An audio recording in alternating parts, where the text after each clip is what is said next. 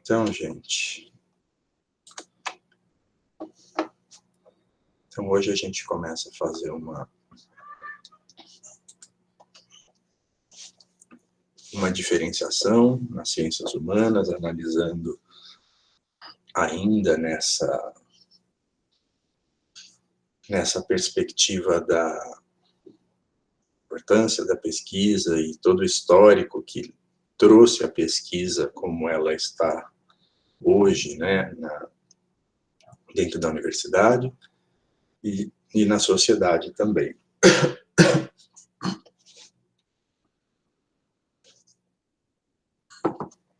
Então a gente está partindo do início do livro, do Construção do Saber, do Laville-Dione, né? A gente vê como objetivo do livro, né, nos ajudar como pessoas que querem tomar decisões baseadas em informações confiáveis, né, a conseguir construir um conhecimento próprio ou um saber pessoal, como o livro coloca, né, conhecendo o método de pesquisa, né? Então, quando a gente fala em pesquisa, quando a gente olha para o conteúdo de uma disciplina de introdução à pesquisa, a gente está olhando para manuais de metodologia, manuais de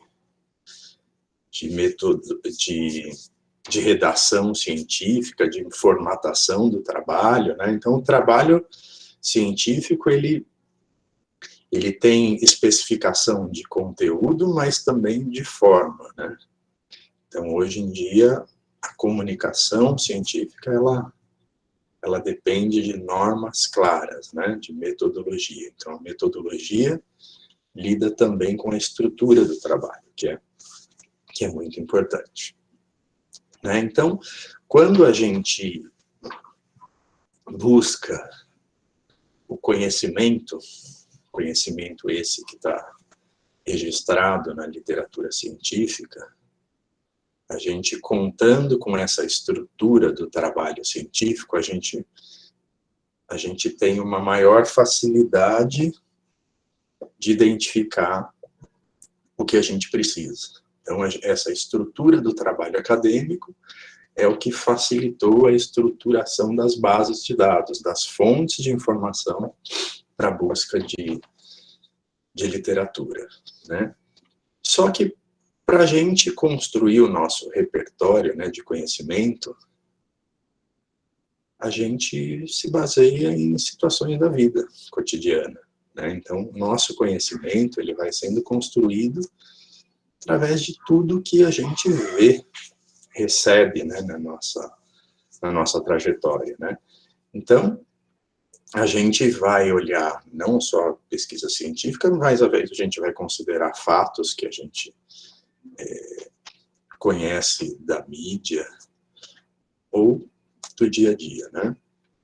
Então, a gente tem uma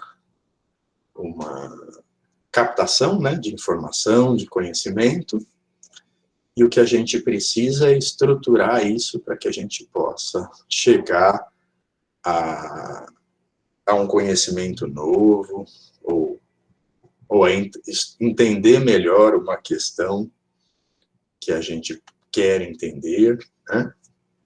E essa maneira, né, de construir conhecimento ou de aproveitar o conhecimento, ela pode ser vista na sociedade desde que o homem começa a interagir, né, com a natureza, a se organizar em sociedade, né? Então, antes de falar em conhecimento científico, esse conhecimento mais metódico, mais sistemático, né, o livro menciona alguns tipos, né, de conhecimento que se pode identificar, né? Então, a gente falou um pouquinho na aula passada sobre o senso comum, que pode ser o conhecimento que provém da intuição. Então, a característica desse conhecimento é que tem um caráter aparente de evidência, né? E que esse caráter aparente de evidência me faz não me preocupar em verificá-lo. Então, a gente se contenta com muitas questões do dia a dia, por exemplo, né? Então, a gente, às vezes, não se interessa por um assunto, às vezes, o risco que aquele problema oferece não me atinge, eu não tenho muita chance de ser prejudicado por isso, então eu não cuido. Então, por exemplo, se a gente for perguntar, quantos de nós se preocupa com colesterol? Talvez alguns. O que eu sei sobre o problema do colesterol, eu acredito que ao longo da... Eu não tenho um problema identificado com colesterol, né? Então, mas aquilo que eu acumulei de informação por causa do problema dos outros, me fez, eu imagino que me influenciou em relação às escolhas que eu faço sobre alimentação, sobre atividade física. Então, isso me influenciou? Com certeza me influenciou. Mas eu nunca precisei, como acontece com muitas pessoas que descobrem algum problema de saúde, que começam a se especializar naquele assunto para viver melhor, né? Eu trabalhei na Bireme, né, que era... A Bireme vem de Biblioteca Regional de Medicina, né? Então, é um centro de informação no Brasil ligado à Organização Pan-Americana da Saúde, que se pôs a criar muitas fontes de informação desde a década de 60, sendo uma referência de bibliotecas virtuais, né? Então, uma dessas bibliotecas virtuais, foi até a primeira dissertação de banca de mestrado que eu participei, né?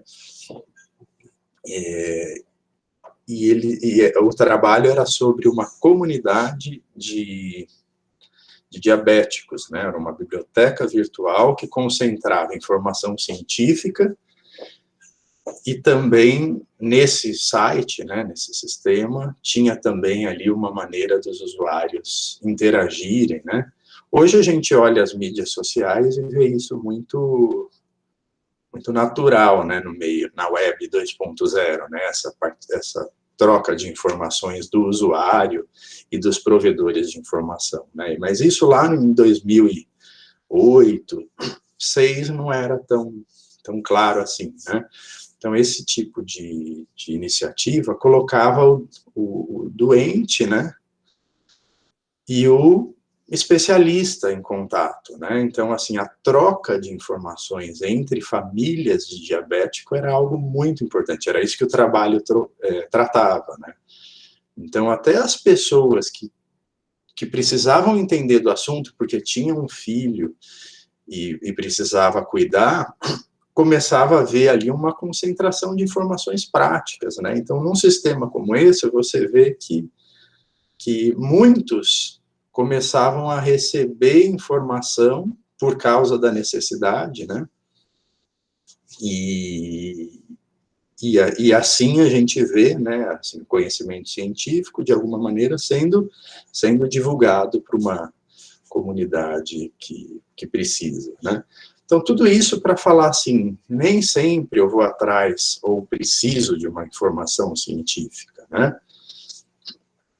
E se a gente for pensar em várias coisas da vida, a gente não está muito disposto a saber, não precisa saber, e aquele conhecimento intuitivo, do senso comum, está suficiente. Outra coisa que o senso comum, que a gente se baseia muito na intuição, caminhos que a gente faz, né, para ônibus que a gente pega, se a gente pega tal caminho, eu pego ônibus e metrô, hoje a gente tem aí no celular, muita facilidade de comparar trajetos, etc.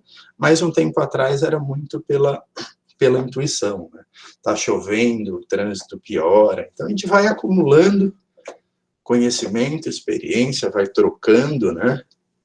E para muita coisa a gente se resolve com isso. Tudo isso para dizer que esse tipo de conhecimento ele é muito importante numa sociedade, né?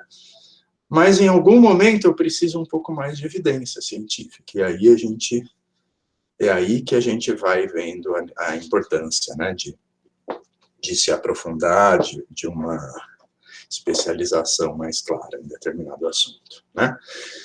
Já a tradição, o livro coloca, né, como princípio de transmissão do saber, que muitas vezes não se baseia em experiência racionalizada, né? Então, a tradição é algo que vem de geração em geração. O livro traz o exemplo de grupos religiosos, que muitos vão transmitir determinado cuidado, determinada diretriz que organiza aquele grupo sem uma necessidade ou das pessoas que recebem essa tradição sem racionalizá-la, né? Um exemplo que ele dá é sobre o fato dos muçulmanos não comerem carne de porco, né? Aí ele faz a seguinte pergunta: será que esse tipo de restrição se dá porque no passado existia um risco maior pelo menor cuidado com a criação desse tipo de animal, etc, etc, etc, né? Será que veio daí? Ou seja, será que no dia de hoje isso poderia ser revisto, já que existe uma segurança aí maior, né, por toda a questão sanitária, etc. Ou isso permanece porque faz parte do credo, né, daquilo que foi recebido de uma maneira que não importa a questão racional, né? A tradição, e a autoridade, a gente tem um exemplo, eu vou até citar essa página do livro aí, num slide mais para frente, que mostra bem claro, né, como a questão da autoridade é usada para a transmissão da tradição num contexto escolar, por exemplo, né? Ou seja, na escola, eu tenho ali a definição de um conteúdo que traz uma visão sobre determinado aspecto da história, né? Quando a gente determina um currículo, né, escolar de uma disciplina, a gente está fazendo seleção, né? Então, na verdade, a autoridade está... Isso entra um pouquinho no que eu falei na aula passada sobre ensino superior e ensino técnico, né? Então, no ensino técnico, eu estou transmitindo a técnica, o estado da técnica num determinado momento da história. Tirei uma foto e estou falando de como ela está naquele momento. E que o ensino superior ele vai procurar refletir sobre essa técnica, localizá-la no tempo, historicamente, e vai apontar para o que ela pode vir a se tornar, que transformações podem vir a ocorrer, que indícios eu tenho de transformações nisso, né? Então, na verdade, muitas vezes a tradição pode estar aí, a tradição naquele campo profissional, né? Pode estar sendo transmitida por essa autoridade. A autoridade a gente pode pensar no governo, a gente pode pensar na própria instituição de ensino, a gente pensa no próprio professor, ou seja, então a gente tem aí que essa autoridade, ela pode, às vezes, fazer com que a tradição se perpetue de alguma maneira, naquele campo do saber, sem a devida reflexão, atualização, enfim, estou fazendo aí uma comparação com aquilo que a gente discutiu na aula passada. O livro traz essa questão, né, relacionada à intuição, senso comum, né, como exemplo, né, essa frase.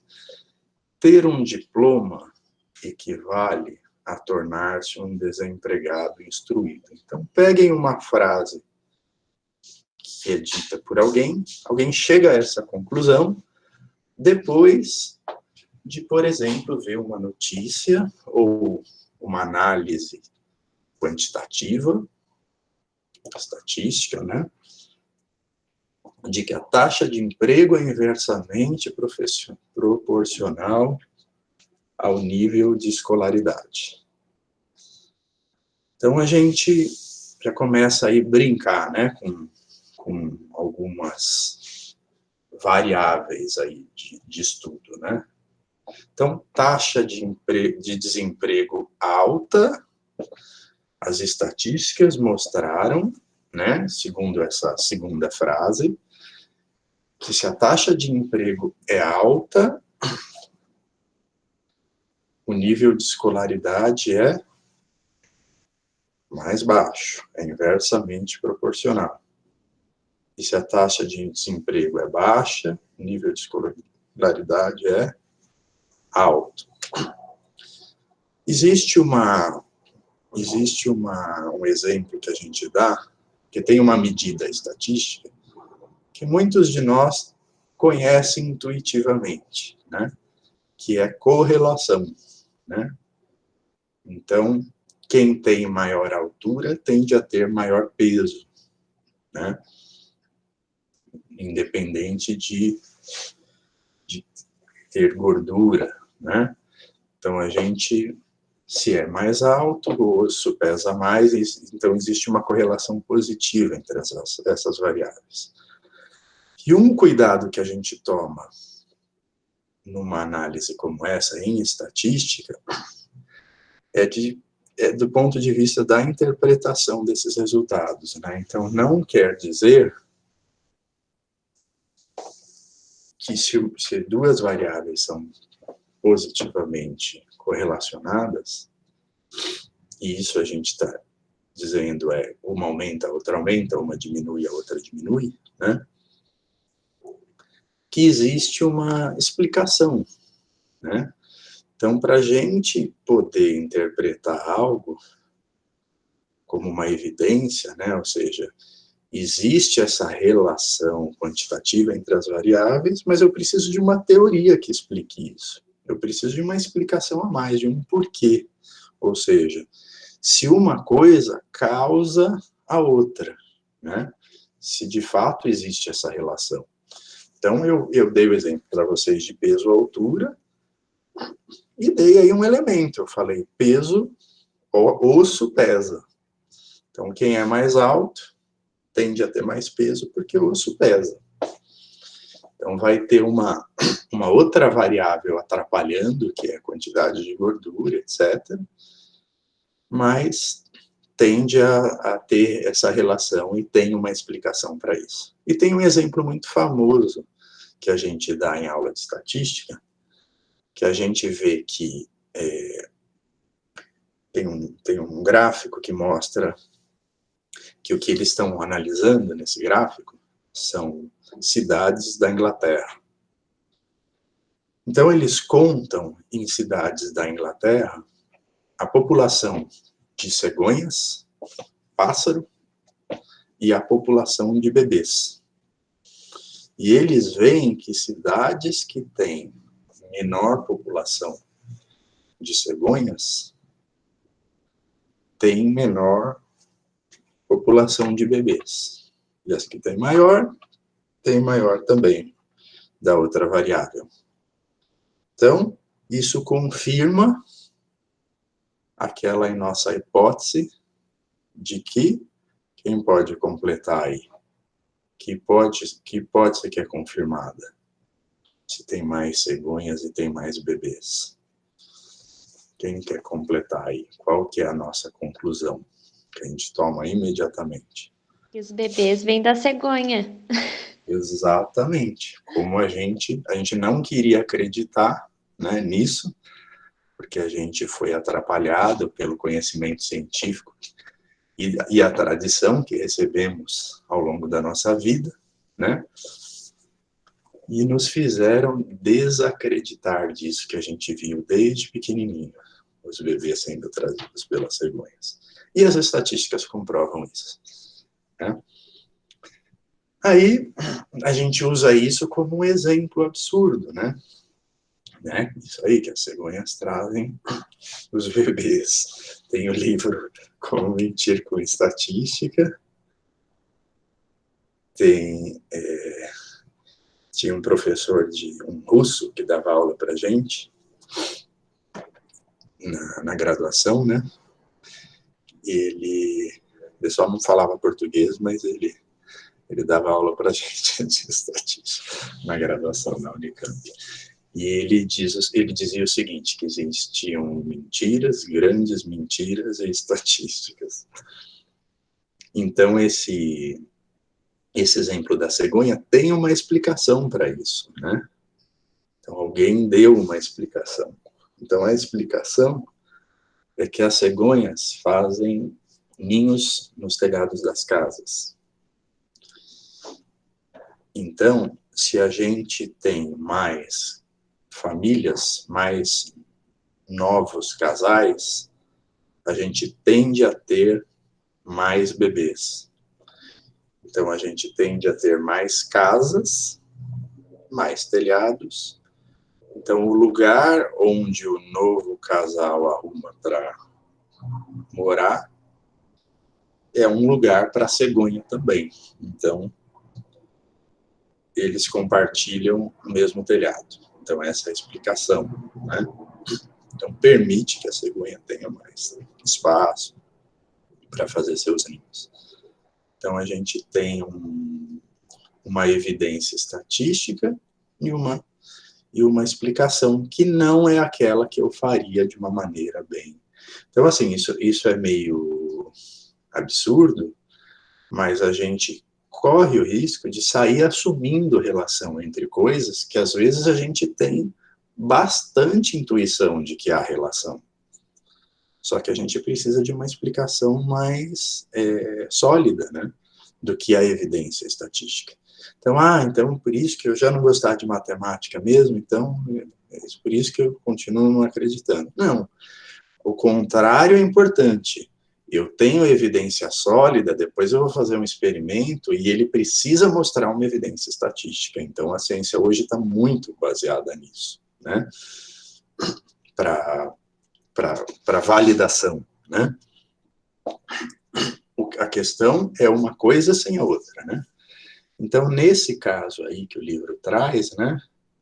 Ele mesmo traz a pergunta, né? Então, os segurados sociais são preguiçosos?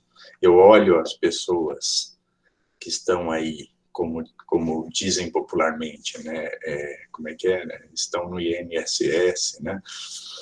Ou seja, aqueles que estão só dependendo do INSS, e estão sem emprego, eles querem ficar nessa situação, né? Ou seja, ou eu vou falar assim, aquela crítica que se faz em relação ao Bolsa Família, né? Olha, mas a pessoa precisa aprender a pescar e não só a ganhar o peixe, né? É verdade? É verdade. Mas quanto que eu sei que quem não está com emprego quer continuar assim e ficar só na Seguridade Social, né? Seguro Social. Então, quais são as condições de trabalho?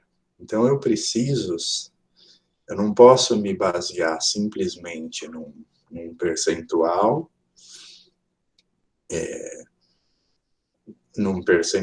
de desempregados daqueles que têm menor nível escolar e tomar uma decisão sem fazer uma pesquisa qualitativa que eu entenda os porquês, né?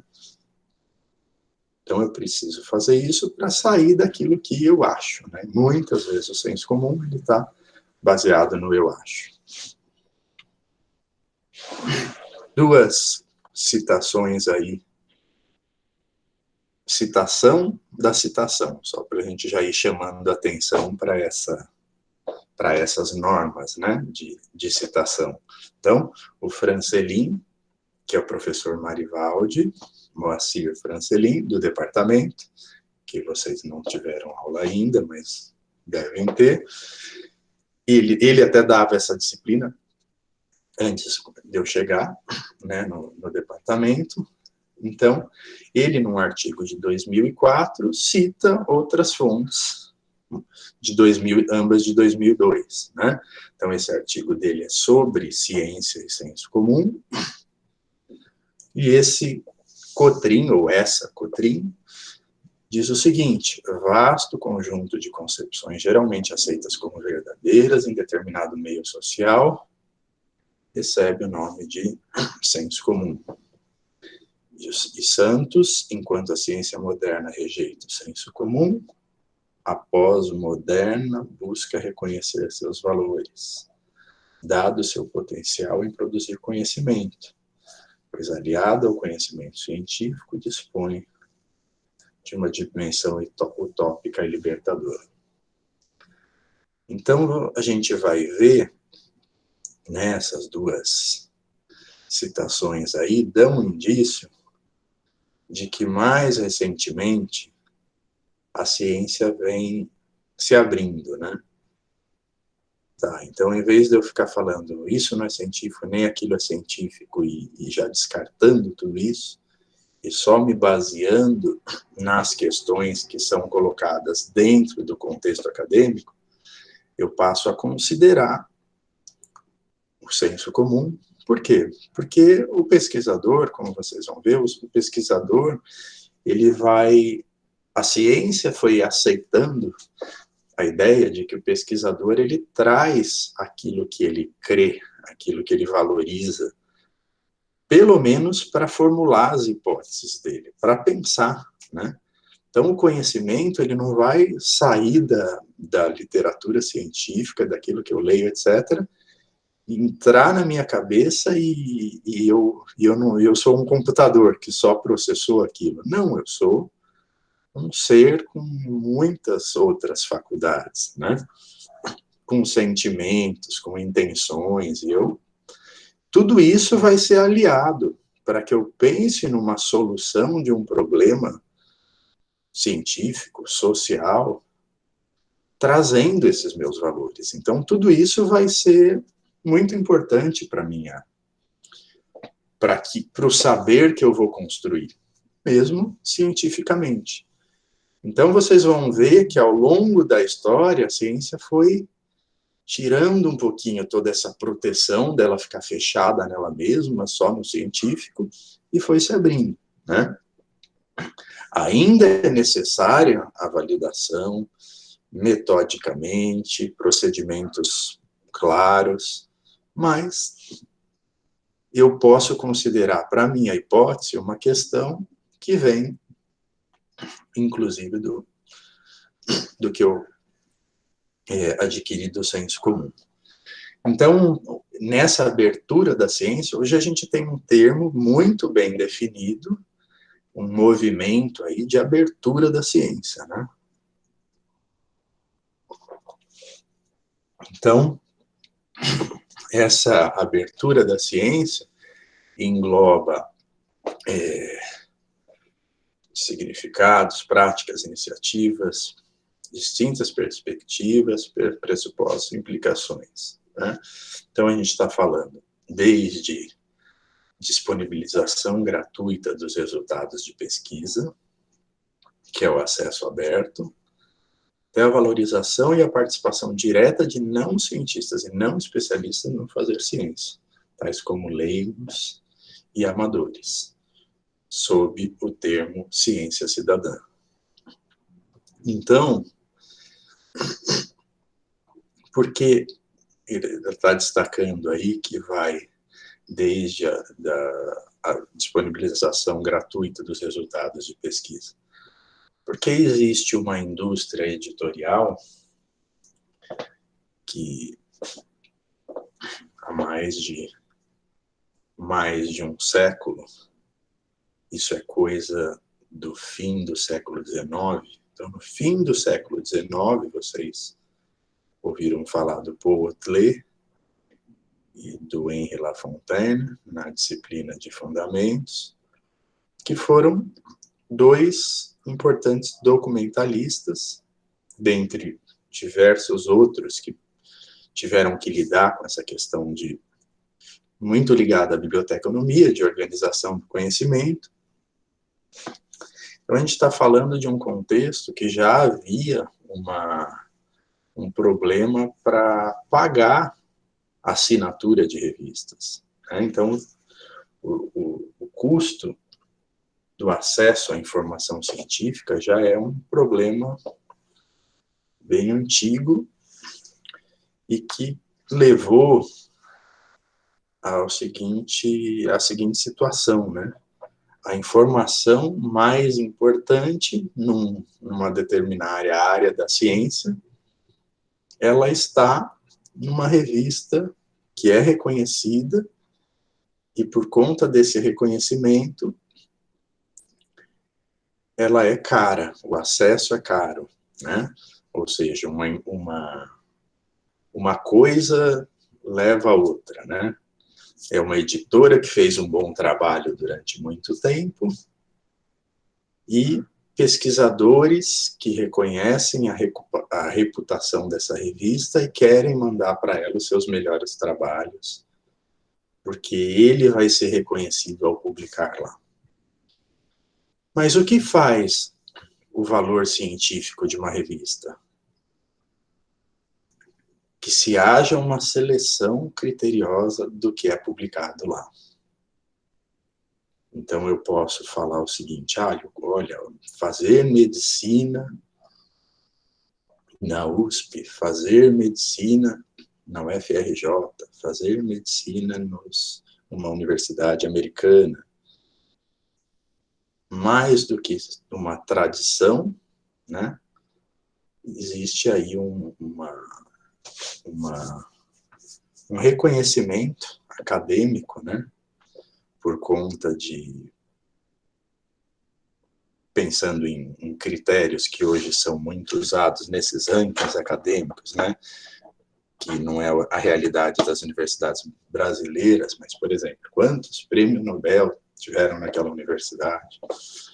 Ou seja, qual foi o impacto na trajetória do aluno que saiu daquela universidade, né? Eu olho a trajetória profissional dos que saíram de determinada universidade, comparo com uma outra e vejo o resultado. Então, tudo isso traz um reconhecimento para uma instituição e, consequentemente, gera uma disputa, né? Por uma vaga naquele curso de graduação, naquela universidade, ou nas universidades daquele país. Então, toda essa ideia de qualidade acadêmica, de excelência acadêmica, né, faz com que haja reconhecimento de um pesquisador, de uma instituição, e, como eu estava falando, de uma revista. Então, esse problema de acesso ao conhecimento fez com que, como eu falei, esses documentalistas tivessem que desenvolver meios, maneiras de identificar onde estava o conhecimento mais atualizado, mais relevante daquele assunto, em que revistas, né? Então, eu vou priorizar que essas revistas sejam assinadas na minha universidade, né? Essa era a preocupação. Mas, ao longo do século XX, cresce muito a comunidade científica, principalmente depois da Segunda Guerra, onde muito conhecimento científico foi usado para para soluções bélicas, para armamento, etc. E quando termina a Segunda Guerra, fica muito claro para os países, para os governos, que a ciência poderia dar soluções muito objetivas, imediatas para problemas sociais, tecnologia, enfim. Então, daí, depois da Segunda Guerra, metade do século passado, muitas universidades começam a ser criadas e toda uma infraestrutura de ciência e tecnologia nos países, né? Então, com isso, há aumento da comunidade científica, aumento da produção científica, volume de literatura científica, o nicho editorial se torna algo muito interessante economicamente.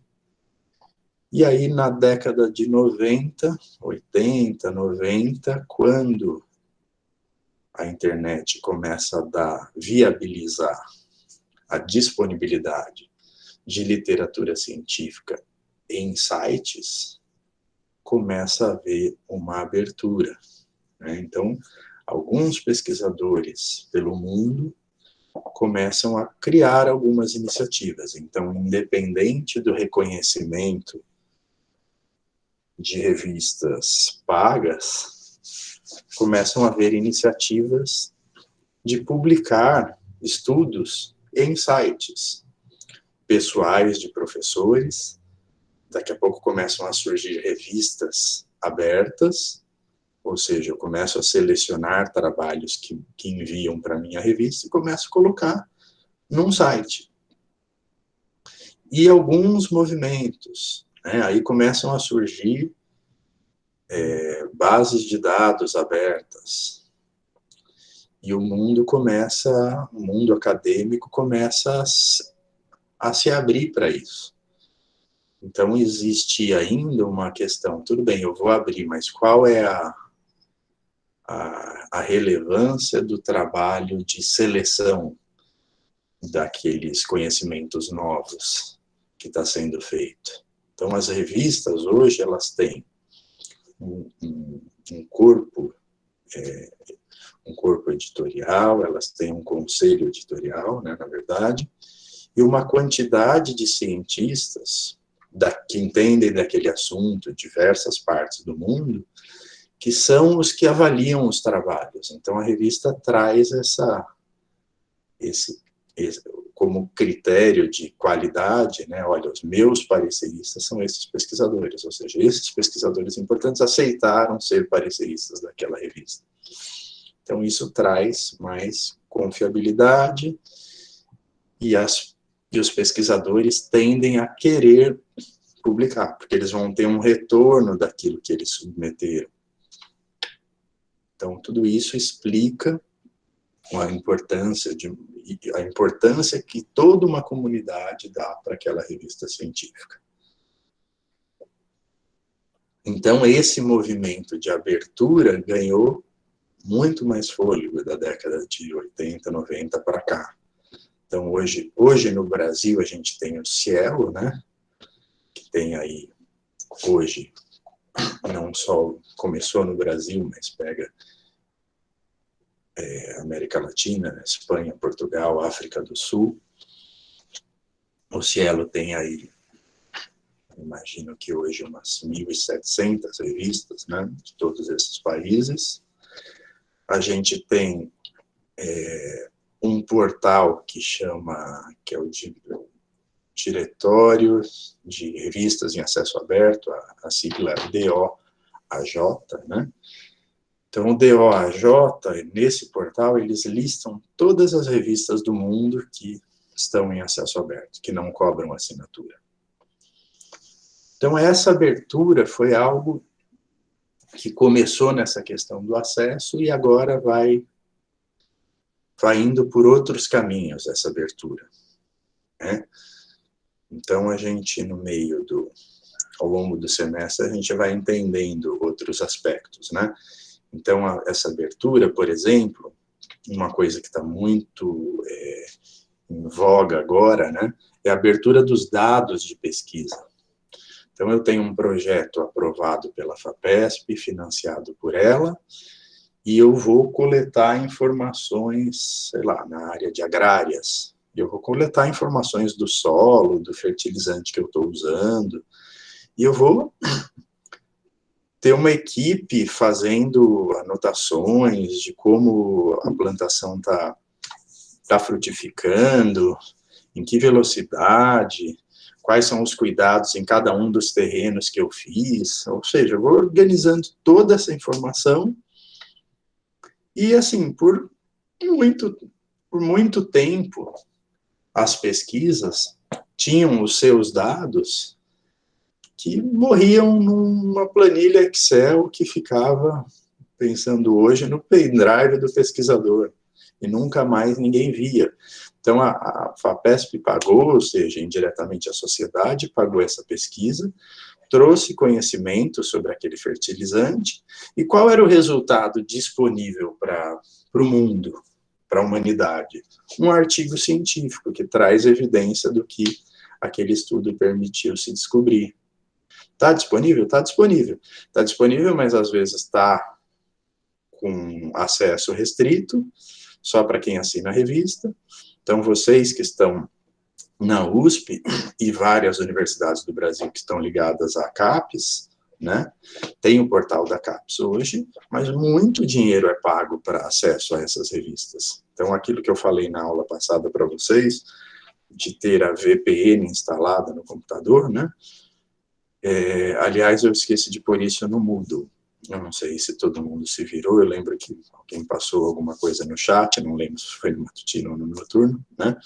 Mas eu ainda, se alguém ainda tiver necessidade de informação desse tipo, me manda um e-mail para eu lembrar de pôr no Moodle, tá? Se é que há essa necessidade, né? Por isso que eu falo para vocês, qualquer coisa, me mandarem um e-mail.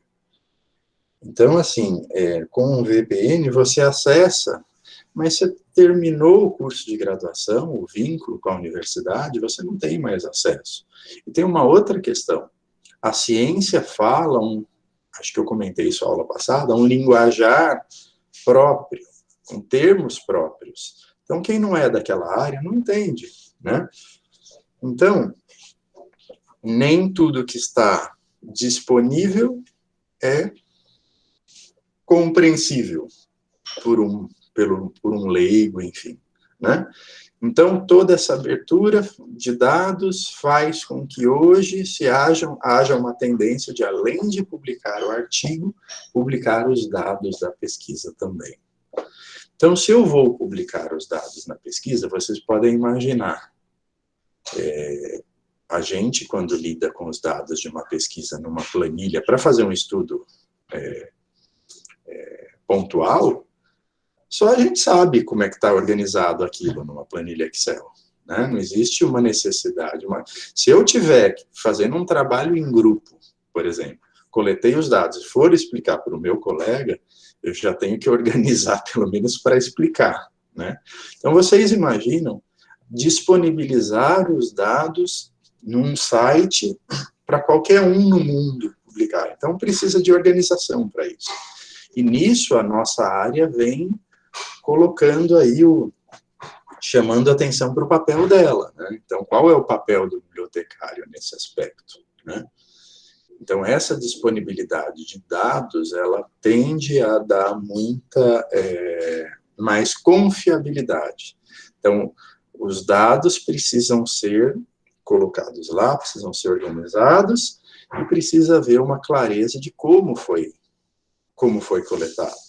Tá? Então, tudo isso faz parte do método científico. O que essa abertura traz é uma luz maior. Pensa, eu estou fazendo ao vivo, né? Eu estou dando aula agora ao vivo. Ao vivo, estou gravando, vocês vão poder acessar, né? Então, quando eu abro, eu preciso deixar muito mais consistente aquilo que é dito, aquilo que é explicado. Então, na pesquisa é por aí também. Então, eu vou começar a abrir os meus dados, tem que estar muito claro como eu medi aquilo, tá? Então, a gente pensa assim nessa coleta de dados, numa pesquisa de muita precisão. Imagina que a gente está trabalhando com nanotecnologia, imagina que a gente tem que medir alguma coisa no nível celular, o tamanho, né? Cientista que está, sei lá, na área da saúde, que vai medir um cisto num organismo, que a variação do tamanho disso é uma coisa que é preocupante. Então, eu preciso ter muita precisão, né? Então, essa precisão, ela precisa ser consistente e eu preciso provar para os outros que eu fiz com precisão. Então, essa abertura que deixa de ser só, olha, na minha metodologia do trabalho, eu falo, ó, eu medi, usei lá aquele instrumento, regulei dessa maneira. Isso pode ser muito rigoroso, né? Por exemplo, tem artigos na área de física que tem mais de 2.000 autores. E são trabalhos daqueles equipamentos muito grandes que são coordenados por diversos centros de diversos países. Por exemplo, aquele acelerador de partícula, que a gente tem um aqui em Campinas, e tem um que é o CERN, né? CERN na França. Então, tem pesquisa ali que envolve diversos institutos. E tem um autor entre aqueles 2.000 que ele controla a janelinha do laser que vai incidir ali para fazer a análise que é necessária ser feita. Então, esse autor, só ele regula isso. E regular isso é essencial para a análise que é feita. Então, por isso ele é autor naquele trabalho. Então, como é que a gente lida com com toda esse detalhe, né? Então, a gente precisa considerar os diversos aspectos para que aquele estudo seja válido, né? Então, por isso essa preocupação que é há muito tempo, que é muito do que a gente vai falar nessa disciplina, com a questão metodológica, e a ciência vem abrindo para isso, né? Então, falei dos dados, né, para permitir escrutínio, né, que visa a certificar a integridade da pesquisa, que ela é íntegra, que ela é bem feita, né? Então, o acesso aberto, que eu falei, aí tem um conceito de educação aberta, recursos educacionais abertos também, eu passo a abrir mais o conteúdo, ferramentas e materiais abertos. Então, eu tenho software livre nesse processo. Hoje tem muita pesquisa, mesmo na área de sociais humanas, a gente tem a ideia de humanidades digitais, né? Então, a gente tem muita dependência de tecnologia, mesmo nas sociais humanas, né? Então, a ideia de software livre permite que eu pegue o código de um software feito numa pesquisa que foi disponibilizado, eu uso esse código, eu altero para minha pesquisa, faço os ajustes que eu preciso, eu melhoro ele. Hardware aberto, ou seja, equipamentos sendo compartilhados, tem equipamento que é muito caro, mas que a universidade pode conseguir, ou o país pode conseguir. Esse acelerador, acho que eu comentei a aula passada com vocês, que tem em Campinas, hoje ele pode ser usado por pesquisadores do mundo, né?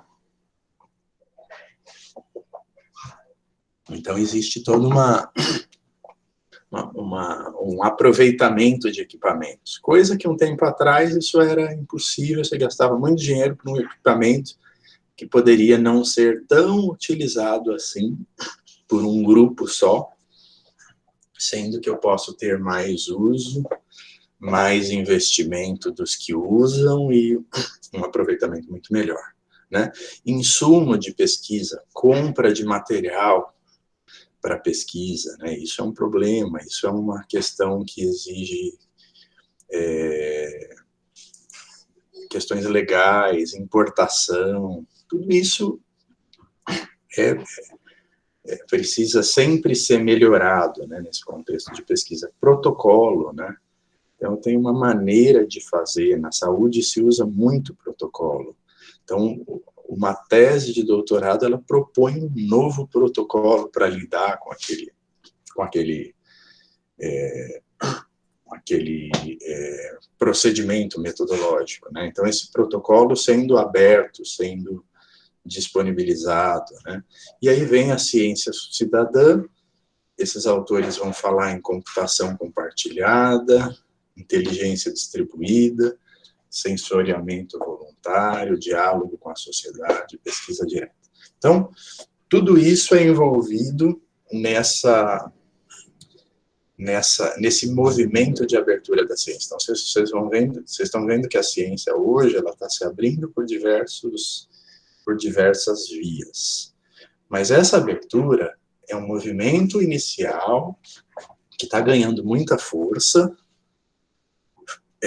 Parte dessa força vem, por exemplo, dessas agências que financiam. Então, algumas agências pelo mundo falaram, olha, se eu te pagar, pesquisadora pesquisa, você vai ter que publicar em revistas de acesso aberto.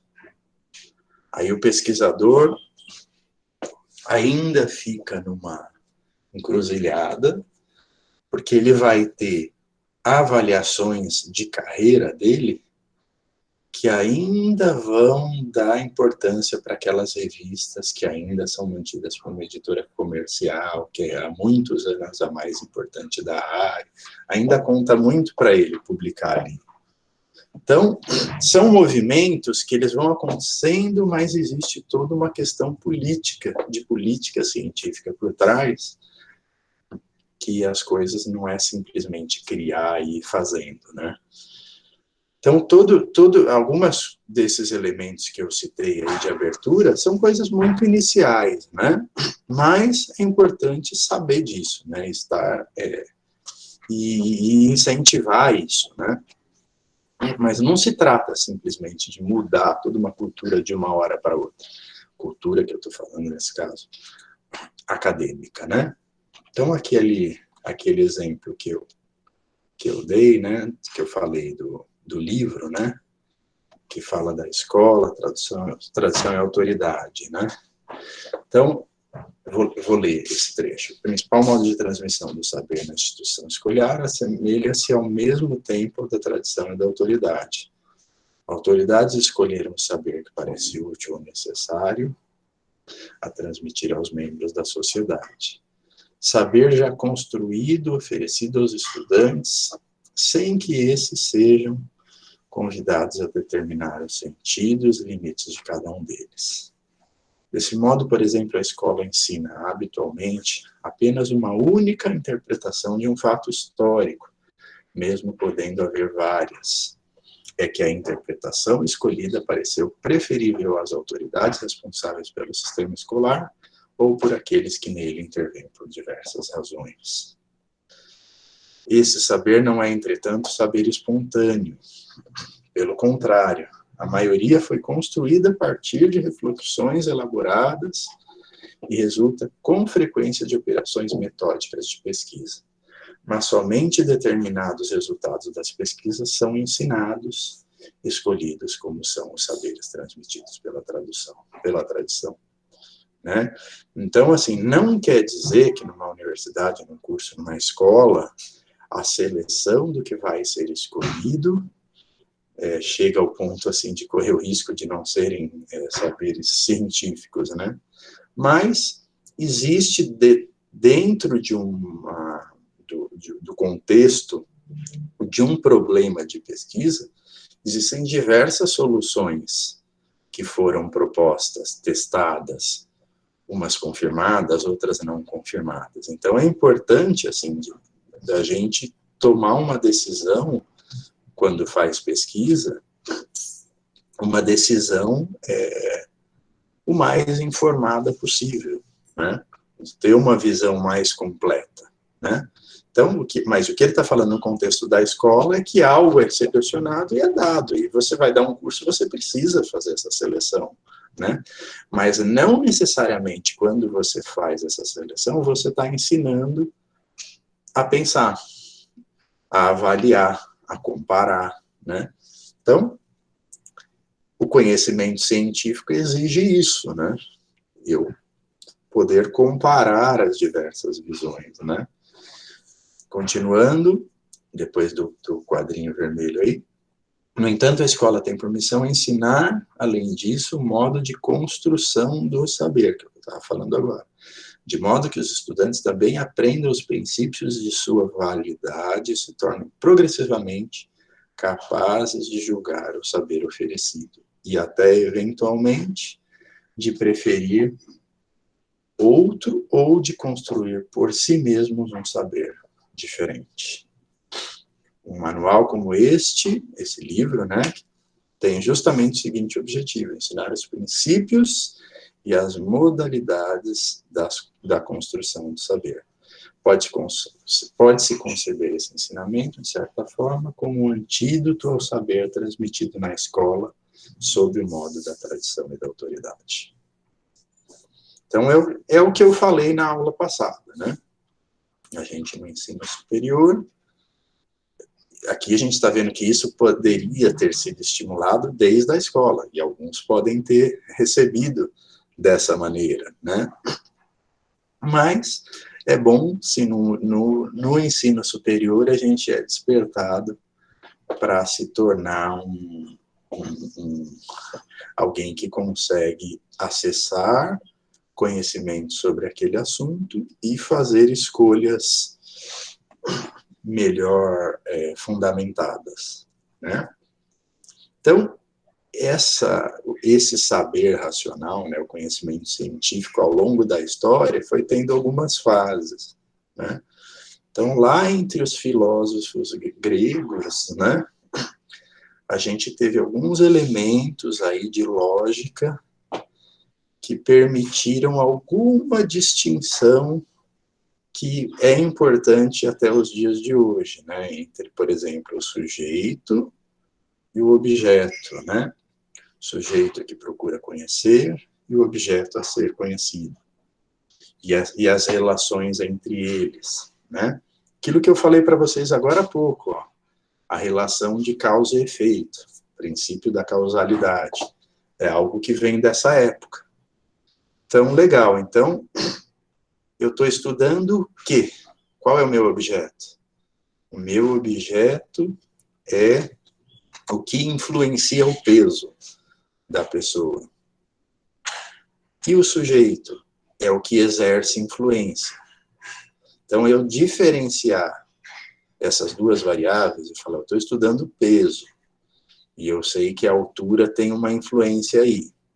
Tem outras coisas? Tem, mas no meu estudo eu só estou vendo agora peso e altura, né?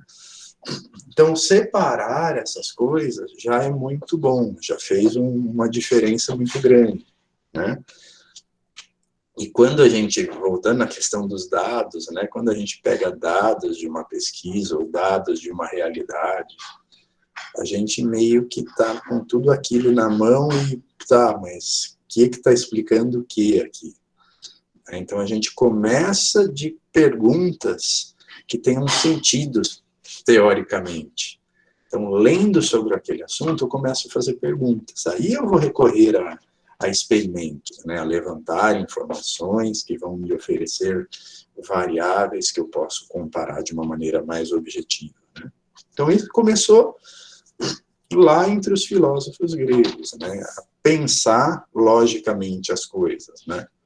No século XVII, que se destaca por experimentação e razão, né, então se começa a observar mais os fatos, né?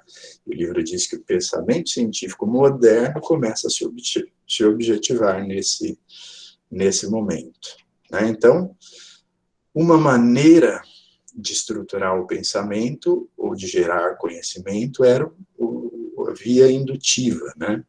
A indução, que eu vou da particularidade para o geral. Então, eu estou vendo aqui, observando fatos, vendo relações entre variáveis, né? será que eu posso generalizar isso? A questão que a gente falou agora da cegonha e dos bebês, né? Estou vendo relação. Eu consigo generalizar? Eu consigo explicar isso? Existe o caminho contrário, que é o dedutivo, né?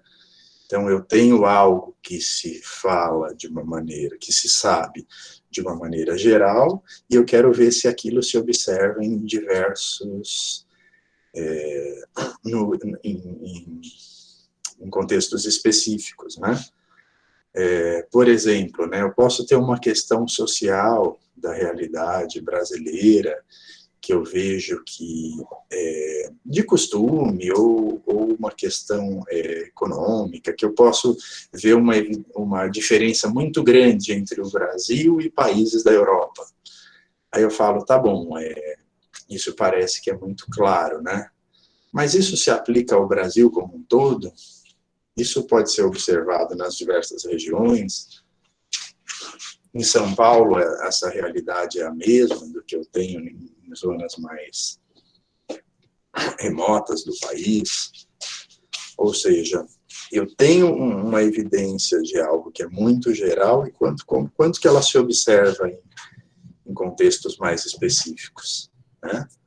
Então, eu vou vendo se algo que eu sei no âmbito mais geral se aplica em contextos específicos ou se aplica em todos os contextos. Isso vale para tudo ou eu tenho exceções? Então, muito do que a gente pensa hoje, né? Mas será que é assim aqui na minha realidade? Né? Eu estou fazendo isso, eu estou vendo uma questão mais geral e vendo se ela se aplica num contexto que eu preciso definir uma política pública, né? Então, eu preciso entender que outras características me impedirão de definir uma política geral. E eu preciso entender contextos específicos e fazer alterações, né? Então, conhecimento dedutivo, método dedutivo, né? O empirismo, observação da realidade, e experimentação, prova da explicação advinda do observado. Todas essas ideias que começam a se consolidar já no século XVII. Da conjugação dos raciocínios indutivo e dedutivo, articula-se a hipótese, raciocínio hipotético-dedutivo. Aí se começa a falar em hipótese. Falamos no século XVII. Século XVIII, princípios da ciência experimental, materializa-se em muitas aplicações. Descobertas no campo da natureza física, enquanto que no domínio do que hoje se chama de ciências humanas, ainda não se chamava assim, o procedimento especulativo dos filósofos predominava, mas mesmo assim exerciam grande influência na sociedade. Então a gente tem uma ciência, que é essa física, que se desenvolveu buscando entender fenômenos naturais, né? Observando a natureza, observando espécies de animais, clima, procurando melhorar a agricultura, ou seja, muito antes as ciências naturais vão se desenvolvendo, né? E se colocando, ou se justificando como ciência, como um conhecimento mais metódico, né? Então, o que acontece no século XVIII, né? A gente tem um grupo de pensamento que não é tão novo, que são os filósofos, mas que eles não estão lançando mão do método, de uma sistemática mais palpável, que era mais natural de se acontecer no ambiente físico.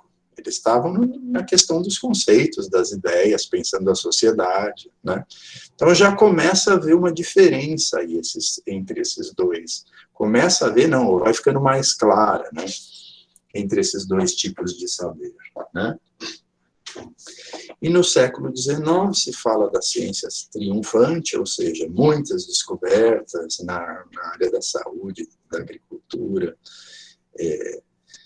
que saem dos laboratórios, né, que é o que se chama de pesquisa fundamental, onde você vai testar experimentalmente, né, fica muito mais consolidada essa prática, né? Então, eu tenho uma questão que eu quero me aprofundar, eu faço um experimento para isolar de influência as outras, então eu controlo o meu ambiente, faço essas comparações, né? Muita descoberta começa a sair daí, né? E mostrar que tem aplicação prática, né? Pesquisa aplicada, que começa a dar solução, né? E começa a melhorar a vida da sociedade. É nesse contexto que vem aí do século XIX e nas guerras mundiais mostra ainda um avanço muito maior, né? Então a ciência só vai ganhando confiança, né? Até que no século XX o governo passa a adotar, né, ter a ciência como um elemento essencial, né, na sociedade para trazer avanço, né? Mas, ao mesmo tempo, né, o método empregado nas ciências naturais se mostra tão eficaz que passa a ser aplicado ao ser humano na segunda metade do século. Então, começa-se a tentar entender os problemas do homem, né? Então, a gente já tem aí pesquisa na área de psicologia, e a gente começa a ver que começa a ver aí ficar evidente uma necessidade de aplicar métodos desenvolvidos ou que surgiram nas ciências naturais, nas ciências, no que viria a se chamar de ciências humanas, né? Então, isso começa a acontecer, né? E como a gente está falando de hipótese, né, eu trouxe um exemplo para vocês, nesse período aí de pandemia, tenho 2 filhas, né, uma de 13 e uma de 10, e uma delas, numa interação com colegas de estudo, etc., tinha um trabalho de ciências para fazer e fez aí um experimento que está na web, etc., né? Mas foi interessante pensar, que a gente acabou discutindo isso em família, né? O que estava por trás desse experimento. E aí a gente vai pensar nessa questão de hipótese, para vocês verem como pode ser uma coisa bem... como é algo elementar, como nasce, né, a definição de uma hipótese. Então, vou mostrar o experimento o vídeo que ela fez aqui, né? Então, simplesmente você pega a casca da bexiga, espirra. Então, vocês já viram no vídeo, fiz o experimento da mexerica versus bexiga. E agora eu vou explicar o meu experimento. Os materiais que eu usei foi um pedacinho de casca de uma mexerica e uma bexiga. Eu observei que ao espremer a casca da mexerica, ela soltou um líquido que fez com que a bexiga estourasse. Por que aquele líquido conseguiu estourar a bexiga? A minha hipótese foi que o líquido expelido é um ácido, e por isso ele estourou a bexiga. Para tentar responder a pergunta, fiz uma pesquisa sobre a composição da casca da mexerica e o ácido que ela expele ao apertar a casca. Segundo a pesquisa, as frutas cítricas expelem em sua casca, ao serem apertadas, um óleo ácido chamado limoneno, que é 1000 vezes mais acelerado que um foguete.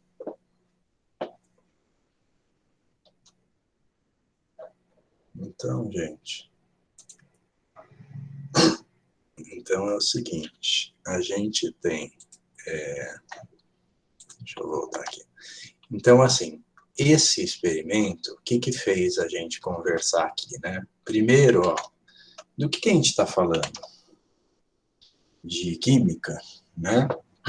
Eu, de cara, pensei, é isso aí, né? Um ácido que o simples contato desse líquido com a borracha ali esticada, né? Tá bem muito mais sensível, ele age, porque é rápido, né? Então, chamou muita atenção. Só que numa pesquisa sobre isso, sobre o líquido que sai da casca, olha o que... Aí foi minha esposa junto com elas, né? Que encontrou a seguinte informação, ó, de que existe um pessoal fazendo pesquisa sobre esse jato, ó, olhem no vídeo aí. Então, vocês veem, a gente aperta, né, a casca da mexerica, enfim, de cítrico em geral, e eles vêm analisando a velocidade que sai isso, né? Então, a gente vê só uma fumacinha, né?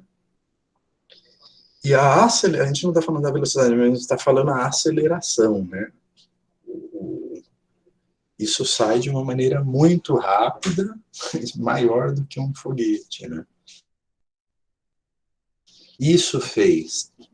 Essa informação fez pensar o seguinte, e aí, será que é o ácido ou será que é a força, né? Por a bexiga estar muito tensionada e esse jato fino sai de uma maneira tão rápida, será que é ele que está acontecendo?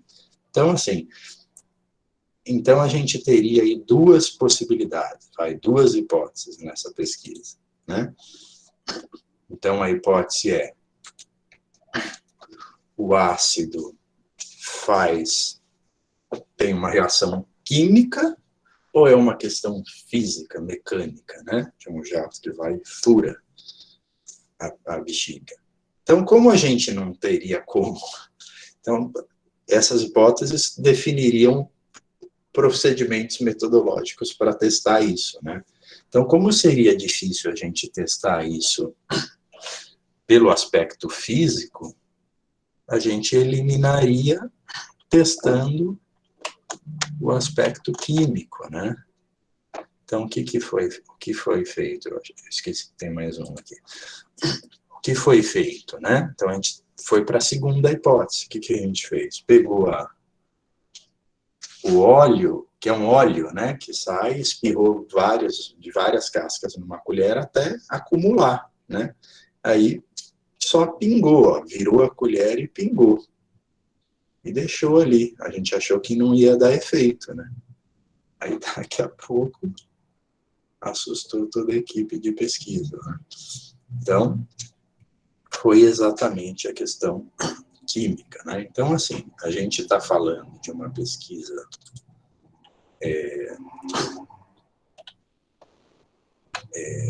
nisso que a gente está conversando, a gente está falando aqui de conhecimento intuitivo, a gente está falando de uma pesquisa que é feita, por exemplo, em feira de ciências, nessas perguntas que se fazem no ensino de ciências, né? Que você tem alguém buscando informação, no caso, aí minha esposa encontrou essa informação. Para começar, você não sabe em que área você está, você não sabe se você está em química, você não sabe se você está em física, né? Então, é uma questão que a gente elimina quando a gente está dentro de uma área de conhecimento. Quando a gente está dentro de uma área de conhecimento, a gente já tem as sub-áreas estruturadas. Aí eu consigo, e eu vou sendo introduzido nessa área, porque eu vou entendendo essas sub-áreas, né? Vocês no curso vão ter aula em disciplinas que vão mostrar para vocês como essa área se estrutura, como o conhecimento nessa área se estrutura, né? Então, isso tende a facilitar a gente eliminar um monte de caminho que a gente não tomaria para abordar aquele problema, né? Nesse caso, a gente está partindo de um problema real, né? Na universidade, a gente, dentro de um curso, a gente vai pensar nos problemas que são comuns, relevantes daquela área se dar, dentro do olhar daquela área, né? Então, a gente está num ambiente já é por isso que eu comecei falando de estruturação do trabalho científico. Então, o trabalho científico é estruturado, as áreas são estruturadas, em tudo isso visa me facilitar encontrar informação, né? Por outro lado, essa organização, ela se mostra limitada e uma camisa de força quando a gente vê que a ciência vem cada vez mais se configurando de uma maneira interdisciplinar, porque os problemas não são unidisciplinares, os problemas são reais e exigem a abordagem de várias áreas. Então, a ciência vem repensando isso, né? Mas, nesse aspecto, quando eu estou num curso, numa pós-graduação, eu estou pensando os problemas daquela área. Eu vou ser treinado, né, e treino é o nome que se dá para o doutorado, né, em inglês, né, é um treino acadêmico. O doutorado e o mestrado são um treino científico, né? Então, eu vou ser exercitado e avaliado na minha capacidade de propor um problema científico e abordá-lo, para não dizer resolvê-lo, né? Vou abordar esse problema com tudo que a área me dispõe. Tudo que a área que eu falo no doutorado é tudo que se sabe hoje no mundo sobre esse assunto. Então, é muito importante que a gente aprenda a encontrar informação sobre aquele assunto, né? E aí vem a dupla missão de vocês, como profissionais e como pesquisadores. Gente, vamos fazer um intervalo? Eu vou sugerir sempre que eu quebre o vídeo em dois, tá? Porque eu fiz isso numa aula da pós e eu parei para o intervalo, quer dizer, a aula da pós não, na aula do noturno dessa disciplina, eu fiz vários cortes e um vídeo de 500 mega vira um vídeo de 1.8 GB, ele quase quadruplicou. Então, eu vou evitar cortes, então eu vou pôr depois 2 vídeos lá. Tá bom? Então, ó, 10 horas, 10h20, tá bom? Vamos dar um intervalinho um pouquinho maior e a gente retoma, tá bom? Porque daí eu termino essa parte e passo o vídeo e a gente termina por hoje, tá bom? Até já então, gente. Vou parar aqui.